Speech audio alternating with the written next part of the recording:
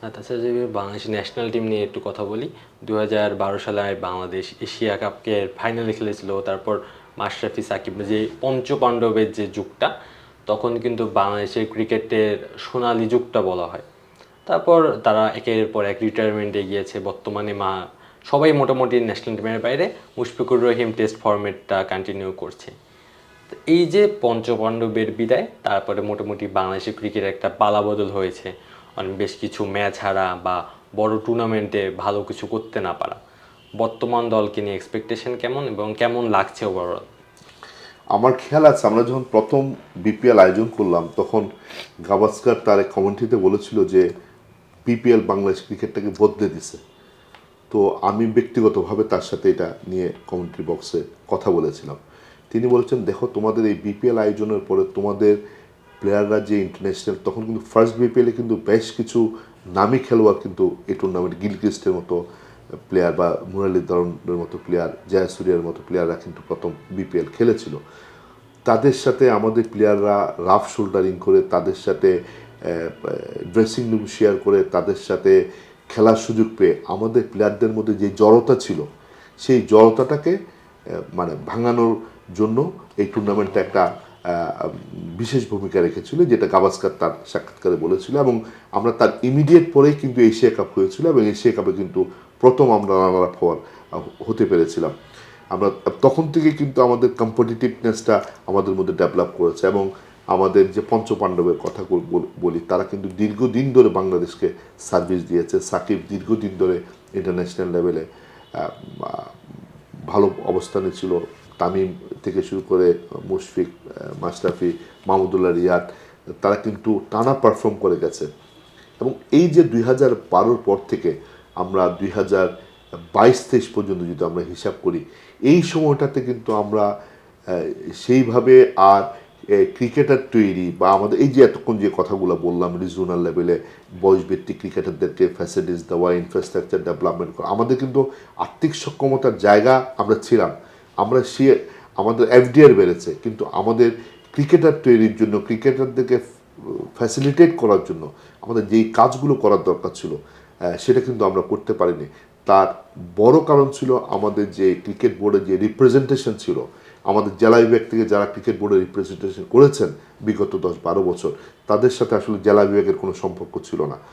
তারা জেলা বিভাগের যে প্রয়োজনগুলো ছিল, যে দাবিগুলো ছিল, যে সুযোগ সুবিধা বাড়ানোর যে বিষয়গুলো ছিল, বা জেলা বিভাগ পর্যায়ে লিগ টুর্নামেন্ট আয়োজনের যে নিশ্চয়তা জায়গাগুলো ছিল, এই বিষয়গুলো নিয়ে কিন্তু তারা কখনো ক্রিকেট বোর্ডে কথা বলেনি, কাজ করেনি।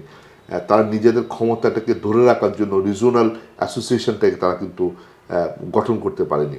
তো এই বিষয়গুলোর কারণেই কিন্তু আমরা গত 10-12 বছরে আমরা সেই মানের খেলোয়াড় কিন্তু প্রডিউস করতে না পারাতে আমাদের একটা কিন্তু ভ্যাকুয়াম বা একটা শূন্যতা আমরা এখন দেখতে পাচ্ছি। তো আমরা প্রত্যাশা করি এখন যারা ন্যাশনাল টিমে যারা খেলছে তাদের মধ্যে বেশ কিছু ট্যালেন্টেড প্লেয়ার আছে, তারাও ভালো করছেন।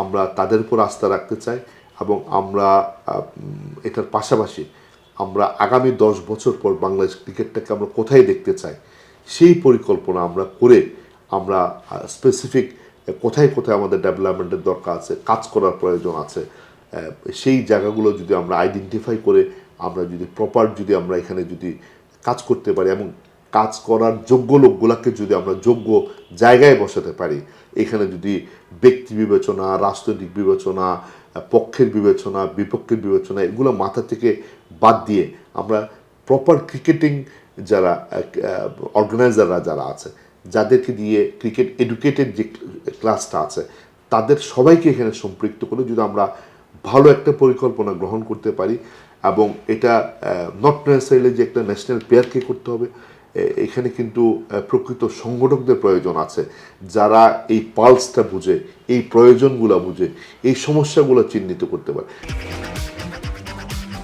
বাবা, এত এনার্জি কই পাও? এই পাওয়ার পাওয়ার চুমুকে অ্যাকশন।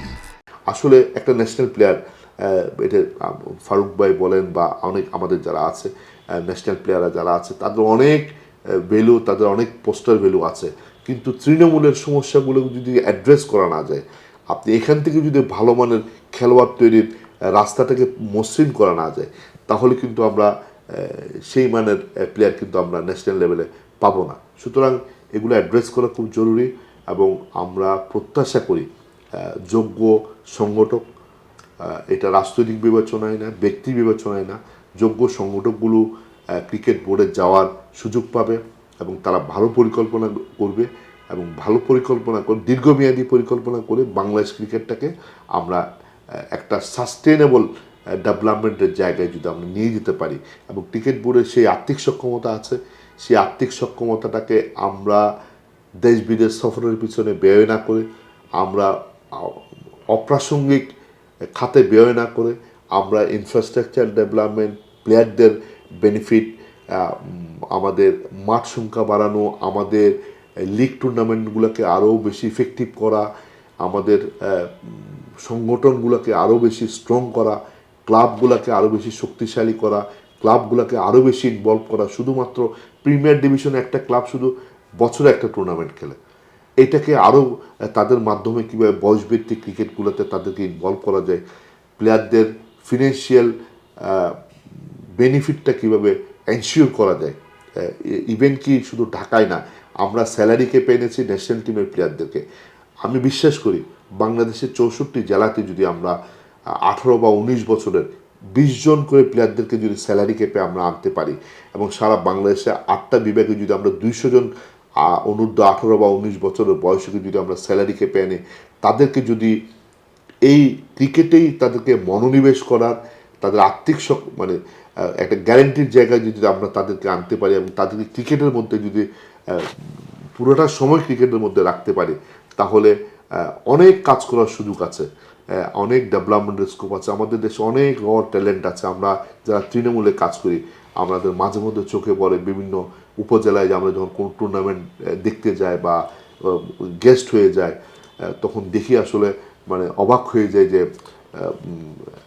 অনেক জোরে বোলিং করছে একটা ছেলে বা অনেক জোরে মারছে, 6 মারছে, কন্টিনিউয়াসলি মারছে। আমরা ট্যাপ টেনিসে আমরা বিভিন্ন জায়গায় কিন্তু এই ট্যালেন্টগুলোকে কিন্তু আমরা কিন্তু ফোকাসে নিয়ে আসতে পারছি না, কারণ আমাদের সেই ইনফ্রাস্ট্রাকচার বা সেই সাংগঠনিক সক্ষমতা কিন্তু আমরা তৈরি করতে পারিনি।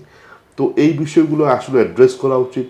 ক্রিকেট বোর্ডে একসময় গেম এডুকেশন ডিপার্টমেন্ট ছিল, যেটার মাধ্যমে প্লেয়ারদেরকে এডুকেশন কীভাবে তারা কথা বলবে, বিহেভ করবে। আপনি দেখেন এখন ক্রিকেট বোর্ডে আমরা গত 5-7 বছর যার যখন প্রয়োজন, যেভাবে প্রয়োজন কথা বলছে, তারা কোড অফ কন্ডাক্ট ভায়োলেট করছে, তারা কনফ্লিক্ট অফ ইন্টারেস্টে জড়িয়ে পড়ছে। ক্রিকেট বোর্ডে চাকরি করছেন, তিনি আবার ক্রিকেট বোর্ডে ডিরেক্টর হচ্ছেন। অনেকগুলো কনফ্লিক্ট অফ ইন্টারেস্ট আমরা তৈরি করে ফেলেছি।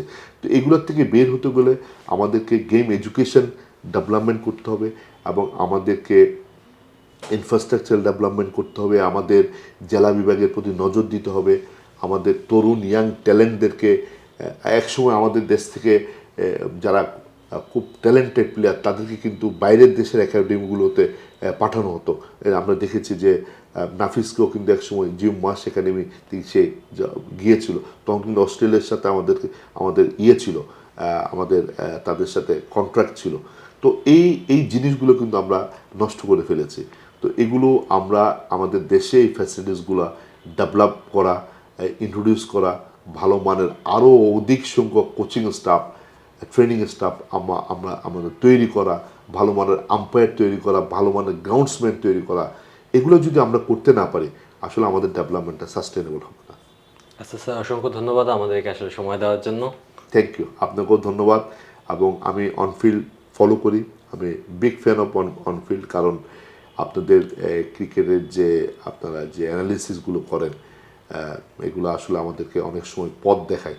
তো আমাদের আনফর্চুনেট যে আমরা সেই পথ দেখতে চাই না। আমি প্রত্যাশা করব বাংলাদেশ ক্রিকেট বোর্ড যে কমিটি হবে, এই যারা আমাদেরকে পথ দেখাতে চায়, পথ দেখাচ্ছেন, সবাইকে নিয়ে আমরা যাতে বাংলাদেশ ক্রিকেটকে এগিয়ে নিয়ে যেতে পারি।